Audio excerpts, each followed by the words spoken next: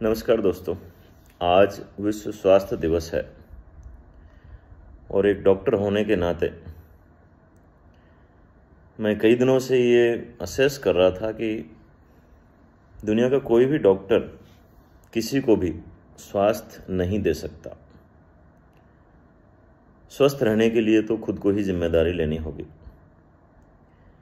लेकिन स्वास्थ्य जो सबसे ज़रूरी चीज़ है जिंदा रहने के लिए, वो आज हमारी प्राथमिकता क्यों नहीं रहा। उसके पीछे जो कारण समझ में आया कि हमारी डीप सीटेड साइकोलॉजी में शायद ये बिठा दिया गया है कि आपकी मूलभूत आवश्यकताएं रोटी, कपड़ा और मकान है। आज हम किसी से भी पूछते हैं, किसी से भी, अगर आपसे भी हम बात करें, पूछें तो आप कितना खाते हो, किसी से भी पूछा जाए कि वो कितना खाता है, तो खासकर नॉर्थ इंडिया में तो जवाब रोटी से ही कैलकुलेट किया जाता है। यानी भोजन का केवल और केवल एक ही पैरामीटर है, वो है रोटी। सब मैं 4 खाता हूँ, मैं 2 खाता हूँ, मैं 10 रोटी खा जाता हूँ, मैं 12 खा जाता हूँ या 2 डेढ़ खा जाता हूँ। लेकिन देखा जाए तो भी जो बहुत सारी स्टडी कर रही हैं कि डायबिटीज़ का, मोटापे का सबसे बड़ा कारण हमारे देश में रोटी ही है। दूसरा कपड़ा मीन्स लुक्स। हम अंदर क्या हैं, कपड़ों के अंदर कैसे हैं, वो हमारे लिए शायद महत्वपूर्ण नहीं है। बाहर हम कैसे दिखते हैं वो हमारे लिए शायद ज़्यादा महत्वपूर्ण हो चुका है। तीसरा मकान हमारी सेफ्टी सिक्योरिटी के लिए होता है, हमको कंफर्ट देने के लिए होता है, चैन की नींद के लिए होता है। लेकिन शायद आज घरों में ऐसा माहौल नहीं है कि लोग चैन से सोते हों।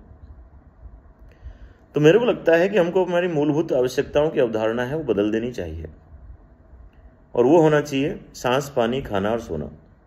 यानी ऑक्सीजन, वाटर, न्यूट्रिशन और रेस्ट, यानी स्लीप।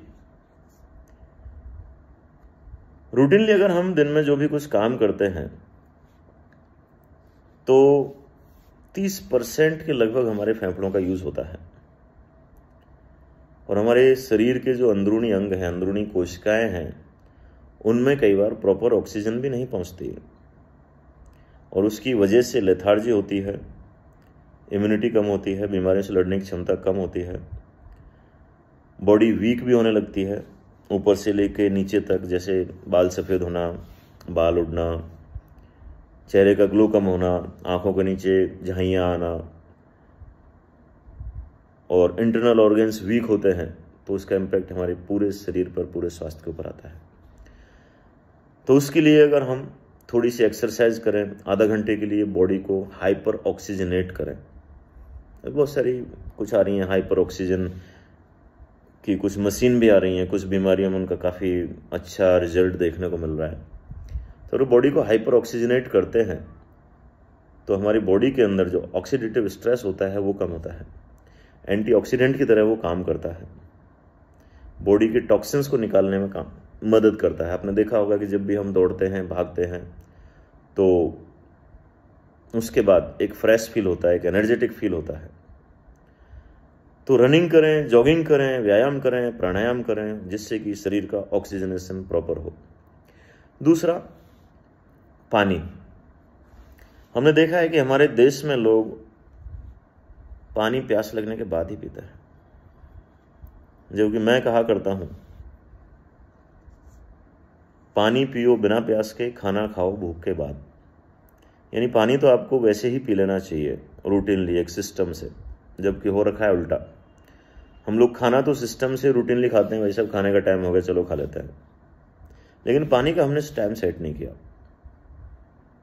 तो दिन में हम पानी का अगर टाइम सेट कर लेंगे, भाई मेरे को अपनी फिजिकल एक्टिविटी के हिसाब से 4 लीटर पानी, 5 लीटर पानी, 3.5 लीटर पानी, जितना भी बॉडी के लिए ठीक है, उससे थोड़ा सा ज़्यादा ही पिएं। गर्मियों में तो खासकर कम से कम 1 लीटर पानी एक्स्ट्रा पीते ही रहे।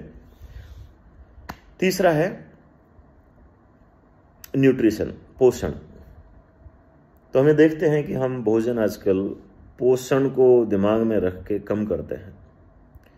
भोजन हम स्वाद के लिए ज़्यादा करते हैं, और भोजन एक कई बार आजकल तो एक स्टेटस सिंबल भी हो रखा है, साहब मैं भोजन में ये लेता हूँ, वो लेता हूँ, नई नई चीज़ें, नए नए सप्लीमेंट्स, नए नए जो एडवाइस दी जाती हैं।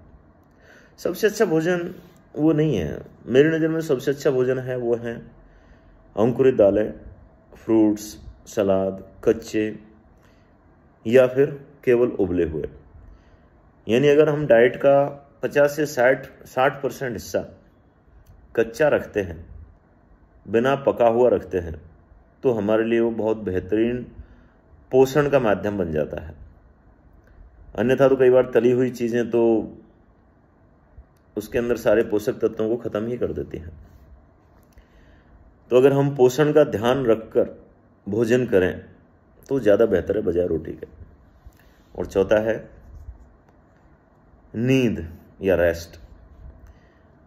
अभी हमारे देश के युवाओं की और कई बार तो देखा गया कि बुजुर्गों की भी नींद का सबसे बड़ा दुश्मन बना हुआ है मोबाइल, ये टीवी, सोशल मीडिया। काफ़ी लोग आते हैं जो कहते हैं साहब रात को 1-2 बजे भी नींद खुल जाती है तो मोबाइल देखने लग जाते हैं, मोबाइल में क्या चल रहा है। यानी नींद की शुरुआत भी मोबाइल से होती है और सुबह उठते ही मोबाइल। पता नहीं ऐसा कितना नॉलेज, कितना ज्ञान, कितना क्या चाहता है इंसान, जबकि दिमाग के लिए खाली रहना ज़्यादा ज़रूरी है। बॉडी की रिपेयरिंग तभी होती है जब दिमाग शांत होता है, खाली होता है। तो रात को सोते समय अगर हम रिलैक्स हैं, कंफर्टेबल हैं, एट ईज हैं, तो हमारी बॉडी की रिपेयरिंग भी अच्छी होती है। अगला दिन हम एनर्जेटिक होके उठते हैं। हमारे देश के आंकड़े बताते हैं अभी कि 60% से ज़्यादा लोग पूरी नींद नहीं ले रहे हैं। कुछ लोग पड़े ही रहते हैं और कुछ लोग पूरी नींद भी नहीं लेते, यानी असंतुलन।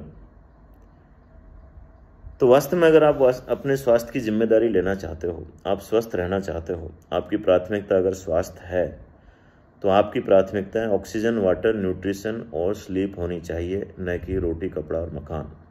बिना रोटी के बहुत सारी दुनिया जी रही है, बिना कपड़े के भी बहुत सारे लोग जी लेते हैं, और बिना मकान के भी बहुत सारे लोग आराम से जी लेते हैं। तो आप अपनी प्राथमिकताओं को बदलोगे तो डेफिनेटली आप अपने आप को स्वस्थ रख पाओगे। डॉक्टर लोग ठीक है, इमरजेंसी के लिए हमारी दवाइयाँ होती हैं, ज़्यादा तकलीफ होती है उसको हम ठीक करने के लिए दवाइयाँ देते हैं या कुछ और उपचार या सर्जरी, कुछ जो भी एडवाइस देते हैं वो ठीक है, लेकिन पूरी तरह स्वस्थ रहने की जिम्मेदारी तो आपको खुद को ही लेनी होगी। आपको खुद को ही अपना डॉक्टर बनना पड़ेगा, तभी जाके ये विश्व स्वास्थ्य दिवस का जो ये थीम है, इसका जो उद्देश्य है, विश्व स्वास्थ्य की तरफ बढ़े, वो सफल होगा। धन्यवाद।